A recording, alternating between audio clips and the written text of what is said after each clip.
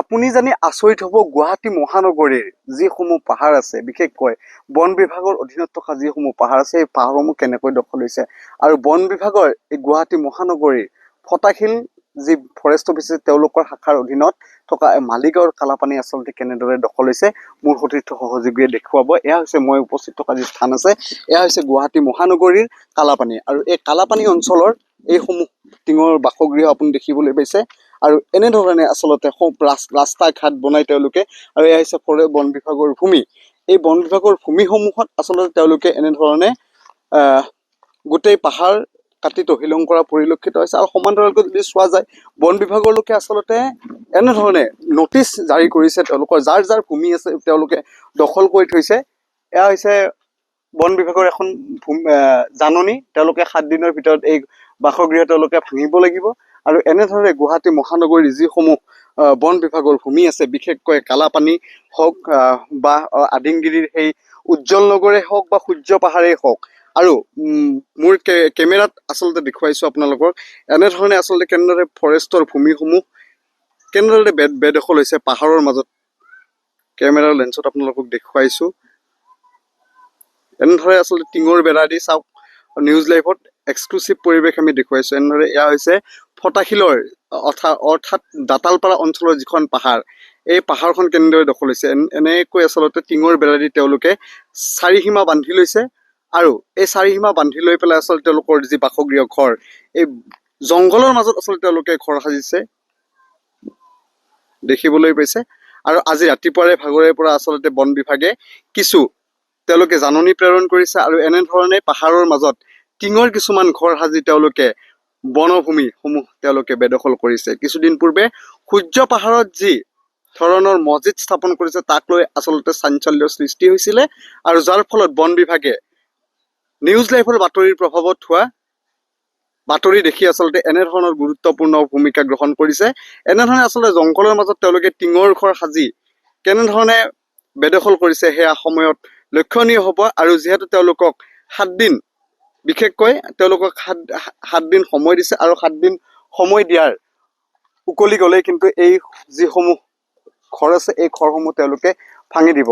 এনেধৰণে আচলতে পুনৰবাৰ দেখুৱাইছে এই যিটো বাসগৃহ এই বাসগৃহটো তেওঁলোকে জাননী দিছে আৰু আদিংগিৰিৰ কেই নহয় ফটাশিলৰ অধীনত থকা যিসমূহ পাহাৰ আছে সেই পাহাৰসমূহত কিছু বন বিভাগৰ খুঁটা আছিলে সেই খুঁটাসমূহ উভালি কিন্তু এই মিয়া লোকসকলে আচলতে সেই পাহাৰৰ উচ্চ অংশত তেওঁলোকে বসতি স্থাপন কৰিছিলে যাৰ ফলত তেওঁলোকে সূৰ্যৰ মন্দিৰ ভাঙিও তেওঁলোকে মছজিদ স্থাপন কৰিছিলে যাক লৈ প্ৰতিক্ৰিয়াৰ সৃষ্টি হৈছিলে আদিংগিৰি পাহাৰৰ অঞ্চলত। আৰু এতিয়া যথেষ্ট তেওঁলোক বন বিভাগৰ লোক আজি আহি দিনৰ ভাগত উপস্থিত হৈছে। ৰাতিপুৱাৰ ভাগৰে পৰা তেওঁলোকে জাননী প্ৰেৰণ কৰিছে আৰু এই জাননীৰ ভিতৰতে কিন্তু 7 দিনৰ ভিতৰত তেওঁলোকে এই যি ভূমি এই ভূমি বেদখল কৰা ভূমি তেওঁলোকে আচলতে এৰিব লাগিব। আৰু পুনৰবাৰ দেখুৱাইছে এয়া হৈছে গুৱাহাটী মহানগৰীৰ আদি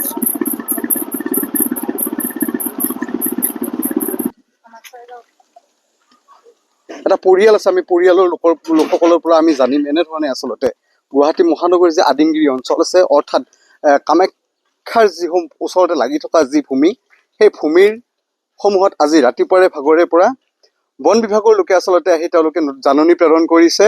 এনেধৰণে আচলতে টিঙৰ যিসমূহ বাসগৃহ তেওঁলোকে বান্ধি পেলাই আচলতে এই যিসমূহ টিঙৰ জুপুৰি দেখা পাইছে এই জুপুৰিসমূহতে তেওঁলোকৰ আচলতে মিয়া লোকসকলে বিভিন্ন অঞ্চলৰ পৰা আহি অসমৰ বিভিন্ন প্ৰান্তৰ পৰা আহি হওক বা বাংলাদেশী মিয়াই হওক তেওঁলোকে আহি আছিলে এনেধৰণে বসতি স্থাপন কৰিছে।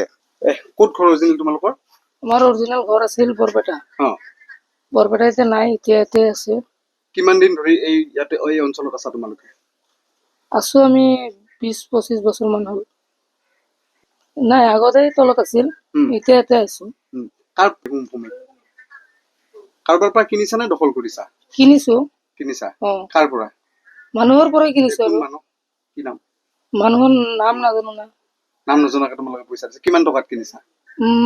নাই মই কৰ পৰা কিনিছো, মোৰ দেউতাই কিনিছে। মোৰ টকাত কিনিছে নাজানো, মোৰ দেউতাই জানে। কি নাম দেউতাৰ? মাইনুদ্দিন। অৰিজিনেল ক'ত ঘৰ বুলি ক'লা? বৰপেটা।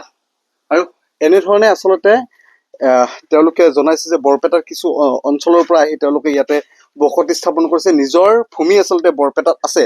তাৰ পিছতো কিন্তু এনেধৰণে পাহাৰ কি কাৰণত দখল কৰিব লগা হ'ল, এয়া হৈছে সময়ত লক্ষণীয় হ'ব বা চৰকাৰ প্ৰশাসনে কেনেকুৱা ধৰণৰ গুৰুত্বপূৰ্ণ ভূমিকা গ্ৰহণ কৰে সেয়া সময়ত লক্ষণীয় হ'ব। কিন্তু আজি দিনৰে পৰা বা আজি ৰাতিপুৱাৰ ভাগৰে পৰা কিন্তু বন বিভাগৰ একাংশ লোকে আচলতে জাননী প্ৰেৰণ কৰিছে আৰু এনেধৰণে টিঙৰ কিছু ঘৰ বান্ধি পেলাই আচলতে তেওঁলোকে বসতি স্থাপন কৰিছে। আজি কিছু বছৰ আগৰে পৰা কেনেধৰণে এই পাহাৰৰ অঞ্চলসমূহত তেওঁলোকে আহিব পালে সেয়া কিন্তু গুৰুত্বপূৰ্ণ বিষয়।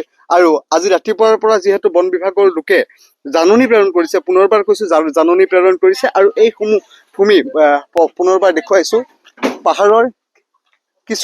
পাহাৰৰ কিছু অঞ্চল তেওঁলোকে আচলতে যথেষ্ট ওখ অঞ্চল এয়া, আৰু এই অঞ্চলসমূহত আচলতে তেওঁলোকে নিজেই ঘৰ বান্ধি তেওঁলোকে থাকিব লৈছে বন বিভাগৰ ভূমি দখল কৰি, য'ত জীৱ জন্তুৱে বাস কৰে তাৰ সেই ভূমিসমূহ দখল কৰি আচলতে কেনেধৰণে তেওঁলোকে বাসগৃহ বনাইছে। আৰু এয়া এটা বাসগৃহ আমি দেখুৱাইছো, এয়া হৈছে গুৱাহাটী মহানগৰীৰ যি কালাপানী অঞ্চল আৰু কালাপানী বনফুল নগৰ বুলি কয়। আৰু সেয়া আপুনি যদি চাই তেতিয়াহ'লে এনেধৰণে আছিলে গুৱাহাটী মহানগৰীৰ এটা বৃহৎ পৰিসৰ বুলি কৈছো, এটা বৃহৎ পৰিসৰ তেওঁলোকে দখল কৰি লৈছে। আৰু বন বিভাগে 7 দিন পিছত আচলতে কেনেকুৱা ধৰণৰ ভূমিকা গ্ৰহণ কৰে সেয়া হ'ব সময়ত লক্ষণীয়।